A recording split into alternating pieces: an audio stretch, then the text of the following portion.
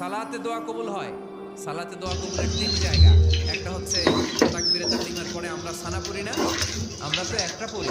আল্লাহর হাবিব সুন্নাহ এবং নফল নামাজে আরো পড়তেন সানা, ওই দোয়া কবুল হয়। দুই নম্বর জায়গা সালাতে সেজদায় পড়ে দোয়া করলে কবুল হয়। আকরাবু মা ইয়াকুনুল আবদু মির রাব্বিহি ওয়া হুয়া সাজিদ তাকসিরু ফীহি দুআ। বান্দা যখন সেজদায় লুটিয়ে পড়ে, বান্দা আল্লাহর সবচেয়ে কাছে চলে যায়। যদি বিষ্ণু বলে সেজদাটা তোমার রবের কুদরতি পায়ের উপরে পড়েছে, সেজদায় পড়ে দোয়া করে। সালাম ফিরানোর আগে বিসমিল্লাহ দোয়া করতেন। লা ইউসাল্লিমান্না আহাদুকুম